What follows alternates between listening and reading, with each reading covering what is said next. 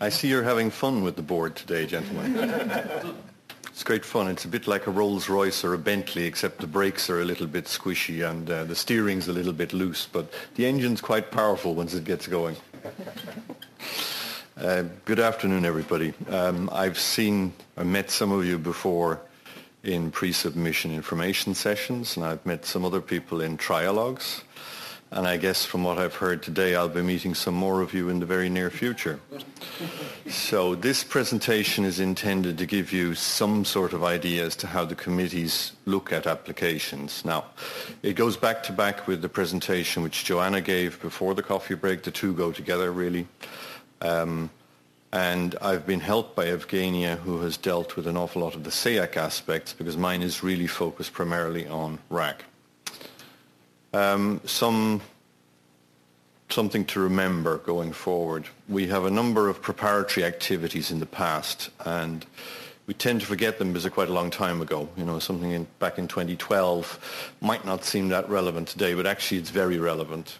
The Common Approach paper, which we put together and agreed in RAC and SEAC 3 years ago, is still valid and still gives you a very good insight into how applications are looked at in committee.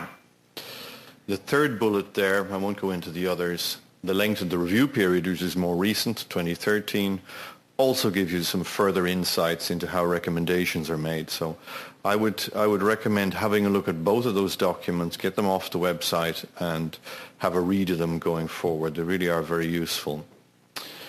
Just something about the committees themselves, if you're not familiar. The total capacity of each committee is in fact 62 members, so these are very big scientific committees. That includes 6 EEA members. European Economic Area countries are also allowed to join in. They just don't have voting rights in the committee. Currently, RAC has 44 members, set to rise to close to 50 over the next year is my estimate. We have 2 European Economic Area members.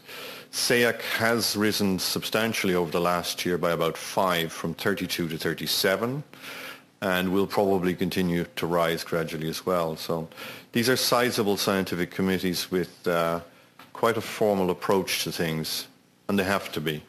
They have to take care of a large volume of work, and I'll give you an idea of that in a minute. The members are nominated by the member states, as you might expect, but they're appointed by the management board of ECHA at its quarterly meetings in their individual capacity as scientists. So they're not there to represent their member states, but they do have the support of their member states in terms of logistics.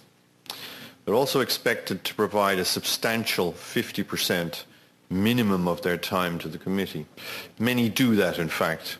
Some on the surface might look a little bit less than 50, but they have advisors at home who work for them more or less full time. So in some cases we have up to 1.5 FTEs per member. We're currently in the process of co-opting an additional 5 members per committee, specifically to take care of authorizations next year. So, scientifically independent committees. If I say independent scientific committees, then Matty gets mad at me for some reason, so I just reversed it around to take care of that. Let's look at the track record and the workload. RAC and SEAC deal with REACH. We deal with the applications for authorization part of SVHCs. We deal with restrictions, and we have this Article 77.3c, which is a sort of an ad hoc way in which the executive director and the commission can task us with specific things. RAC also has classification, labeling and packaging, which up till now has been the main part of the work. If you look at the table, you can see CLP opinions in RAC 182, so heading for 200. Substantial body of work, running at about 50 a year, 50 opinions a year. Authorizations in 18 months got through 56. So you can see that that's moving fairly quickly, and it will by next year be equally as big, if not have outstripped CLP as the biggest process in the committee. Restrictions wanders along at 3 or 4 per year. They tend to be rather long, complicated processes to get through in both committees. They take 3 meetings in mine and 4 meetings in SEAC. That gives you an idea of what the committees have to deal with and why they're so big. Just to bring you back, I love this diagram because it looks deceptively simple, but there are so many ways through the maze. We split this one out into the 7 variants, which I'm sure you know, but I think it's still for me the clearest, let's say, way through to get to a yes or a no. And by the way, as Matty, I think, said this morning, there have been no no's in authorization as yet. Okay, what do the committees do? I'll just run through this very quickly so everybody's clear. RAC and SEAC decide on conformity of the application in the first place. That's a relatively formalistic job. It usually happens fairly quickly. Basically, if all the building blocks are there, it's in conformity. It's not more complicated than that. RAC recommends on adequate control for threshold substances, as you've heard, and on whether the risks have been minimized for non-threshold substances. And the language you use in the opinions is, are the operational conditions and risk management measures appropriate and effective in limiting the risks? Then RAC advises SEAC and the Commission on any reason for shortening the review period. We're not supposed to recommend a review period, but we're supposed to give the conditions which might have an impact on the review period. And that can be more or less explicit depending on how the members feel. We're always basing that on remaining risk concerns. We also recommend on any additional conditions such as monitoring requirements which we think are appropriate. SEAC evaluates whether the use of the substance can continue after the sunset date is described by the applicant, what would happen in the authorization is not granted, technical and economic feasibility of the alternatives and their availability, and the length of the review period. So that's it sort of in a nutshell. And finally, committees provide a recommendation, principally SEAC, on granting or not granting. Should additional conditions be added?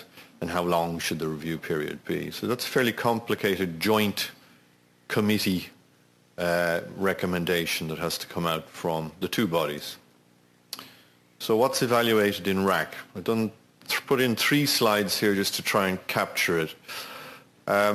With risk management measures, it is really where we start in an application. One of the things I guess we're looking at most acutely is containment. Are the exposures properly contained by the equipment there? And that's before you get into anything like local exhaust ventilation, which if you attend an occupational hygiene course, I think one of the first things they'll teach you is that if you have to use LEV, then the stuff has already escaped, so you've lost your containment. And that containment is a fairly fundamental issue which we're looking for in applications. We have seen at least 3 applications in which containment has been poor or has been, let's say, less than optimal, and whereby almost automatically the risks have not been minimized as a result. That's a little bit shocking if you think about it, and that gives food for thought as to the level of detail you need to go into in these applications. Then you go through the technical measures to reduce exposure, like local exhaust ventilation in all its forms and varieties, room ventilation, personal protective equipment, all the way to respiratory protective equipment. We also look at the quality of the exposure data. We look at representativeness for the workplaces in question. I mean, sometimes we get a very well-meant and probably very useful literature study from a completely different workplace which describes or is supposed to represent the workplace we're supposed to evaluate. And you have to take that on its merits, or not, as the case may be. You can also have a very few workplaces representing many, many workplaces, and this representativeness there becomes very important. We have the old issue of modeled versus measures, M&M. Measured, we mean air monitoring principally, but if it's backed up by biomonitoring, that's even better. What I think the members are looking for in their evaluation is some sort of corroboration. Modelling on its own is definitely not ruled out, despite what people might think. And there are examples of fully modelled applications, but it is just better and more credible and easier to evaluate if you can corroborate one with the other. Some of the types of recommendations. If we see lack of containment, then the only thing we can recommend is that you have to improve technical measures and do it as quickly as possible. So having seen that, we are generally not in a position to apply or recommend specific technical measures unless it's very obvious from the application. But putting a note in the recommendations that technical measures for improvement need to be applied is a pretty serious recommendation which needs to be dealt with. Monitoring arrangement, mostly annual air monitoring and or biomonitoring campaigns are very often recommended. I mean, these are not too onerous. An annual campaign should be doable for any company, I would have thought. There's two varieties which can be recommended. It can be a relatively mild one to provide the evidence on review of the application, so in 4, 7 or 12 years' time. Or it could be with more or less immediate effect, i.e. to prepare the evidence for monitoring campaigns ready for the enforcement authorities on demand. That's not to say that we go to the enforcement authorities, but what we advise is and recommend is that immediate campaigns be put into place, that they be summarized, reported, and that they're ready there for the enforcement authorities.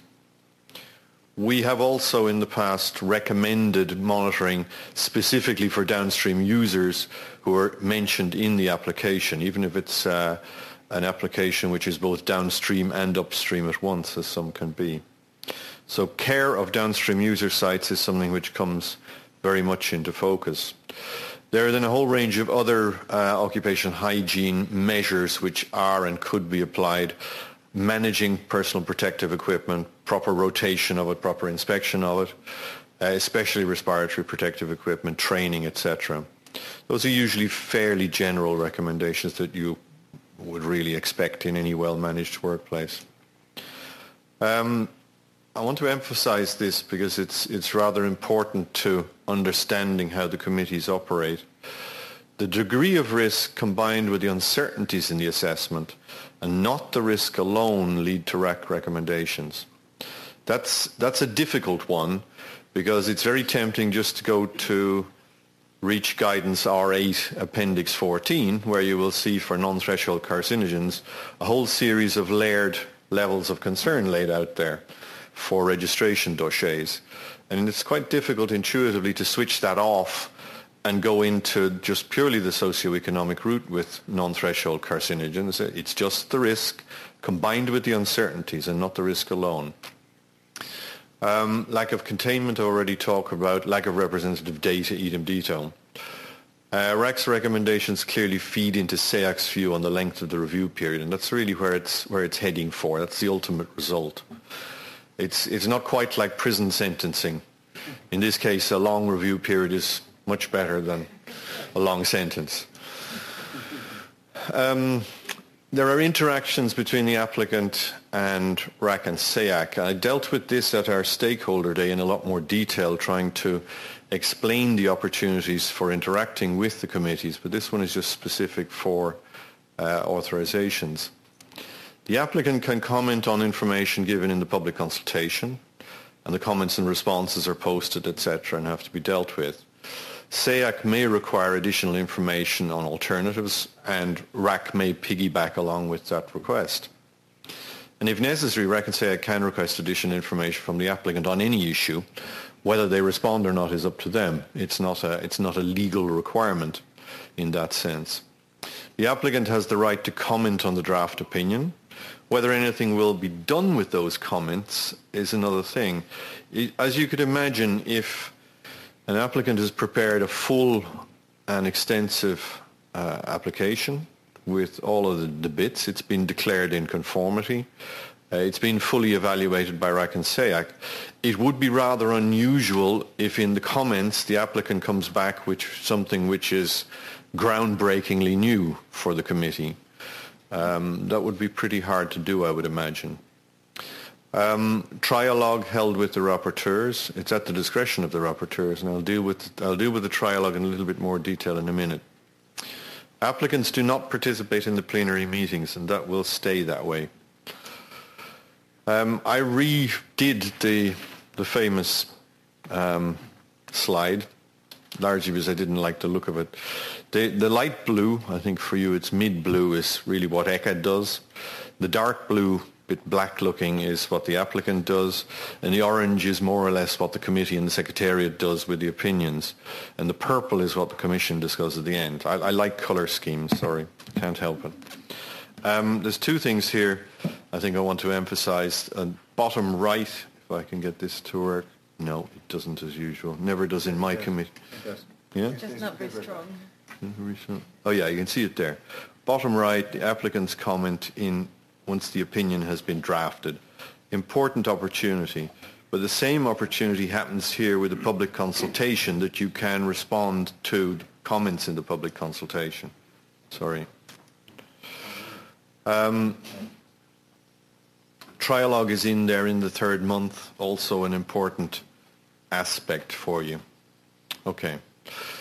The trialogue is an opportunity to discuss technical or scientific issues. The input is the application itself, information submitted in the public consultation, and questions from the rapporteurs. The rapporteurs prepare a written set of questions for the applicant in any case. And if they decide on a trialogue, then these questions are generally the basis for that trialogue. They can be very detailed, and they are not easy to respond to in what's more or less a sort of a public hearing like a trialogue. However, that's the aim of the game. Stakeholder observers are invited to the trialogue, not only for transparency reasons, which is very important to us, but to contribute to the process. They can ask questions during the Q&A session, for example. They're excluded if confidential business information needs to be discussed, but that's usually quite brief. It's usually a short part of the trialogue. As you saw on the last scheme, it's held about 4 weeks after the close of public consultation. And it's at the discretion of the rapporteurs. I think we've held them in about 20% of cases. Is that right, Matty? 20, 25%, something like that. Not quite sure. But not more than half. Not more than half, okay. Somewhere between 25% and 50%. And that's because in a lot of cases the rapporteurs don't see the need. If the case is clear and they understand it, they don't see the need, then it's a lot of effort to prepare these, so we don't go into it.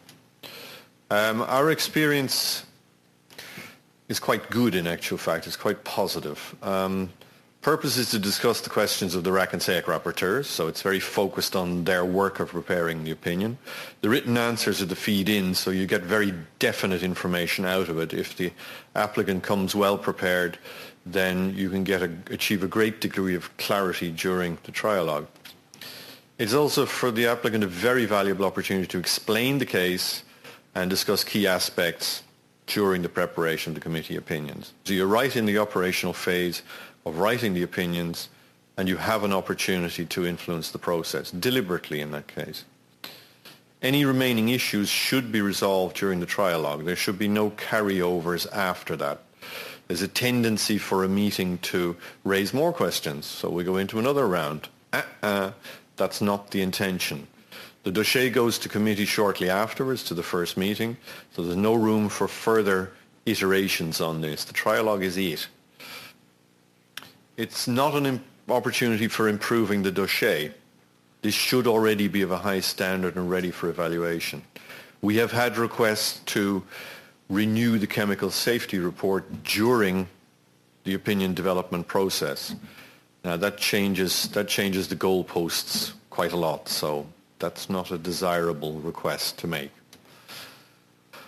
A bit of self-advertising, and there's a message in this as well for people who are probably directly involved. We've provided hazard reference values or reference values for all substances for which applications have been submitted, the whole lot. As you know, there's quite a lot of SVHCs which have gone through the system without any applications. Obviously, we haven't done those. Derived no effect levels, DNLs for threshold substances like the phthalates, dose-response relationship for non-thresholds, chromium-6, inorganic arsenic compounds, a whole group of them there, trichloroethylene, MOCA, technical MDA. It's, as far as we're concerned, it saves time for us. We're pretty sure from feedback it saves a lot of time for the applicant in preparing the CSR, and it saves time for ECHA in processing the application. So it's a win-win on all sides. We discussed this at our Lessons Learned conference in February of this year, and with Commission colleagues present, we made a decision to continue preparing these reference values for the future. As I answered in one of the questions earlier on, the applicant can propose an alternative scientific view. it would be difficult to achieve that, but if you really think you have a case, then I would say go ahead and try and make the case. Dose response curves for 1,2-dichloroethane, EDC, should be published before June is out, so they should be just about there on the website. And the DNL for Diglyme is ready and due for publication shortly as well. So those two are on their way, and that completes the 4 which we had on our books for the moment. As I said, as the need arises, we will continue to develop DNLs and dose response curves for substances coming up. Some tips. I'm coming towards the end here. Be clear in descriptions of industrial processes. Committee members who are evaluating your application need to be able to visualize it and understand what's going on there. Include photos, video, pictures. It all helps enormously to understand it. Steer clear of company jargon or what you think is occupational safety and health jargon. It might not be uniform or standardized, and we might struggle to understand what you're saying. Idem dito, abbreviations should be well explained. So explain how you do things in the workplace in a way which is understandable to outsiders. Even outsiders with expertise can struggle with a very specific workplace construction. Tell us who does what, where, for how long, how often, and with what PPE. And then we'll be very happy. So in your analysis, breaking down working practices into working days, and as I think Joanna already explained, some people may be doing several different jobs throughout the day, which could mean repeat exposure. Look out for those kind of multiple exposures. Underlying assumptions and the calculations and the risk management measures in place for each of the exposure scenarios. And if you're using models, I repeat again, corroborate with air monitoring and or biomonitoring and vice versa if you can. Primary objectives of RAC and SAIC to conclude. We want consistent opinions of a high scientific quality to support the decision making of the Commission. That's our job. That's what we're tasked with. You providing us with clear, concise applications can help that greatly. I think it's a given that if a committee is confronted with a very clear application where it's fairly self-evident what's going on, they will be able to evaluate it quickly and move on to the next one. If they run into problems, if there's things missing, if there's things which haven't been clarified, they will tend to dig deeper. And these committees are capable of digging quite deep, I promise you. So we evaluate and we try and validate information provided by the applicants and third parties. We don't try and reconstruct the whole application. We don't do all the calculations again. We just need to have a feeling that they're correct. We need, or at least I need, to maintain a streamlined process. You've seen the workload coming into committee. Last year, 85 opinions. This year, something similar. Next year, heading towards 140 opinions to get through. So management of workload, management of deadlines and consistency are absolutely crucial for achieving that. Cooperation between RAC and SAIC we will continue to build on. As long as the two chairmen continue to drink coffee in the mornings together, it'll probably be successful, I hope. And for you really the take-home message, there are several opportunities for applicants to communicate with the committees. Try and use them as best you can. Try and make the best possible effort there, and hopefully you'll be successful. Thank you very much.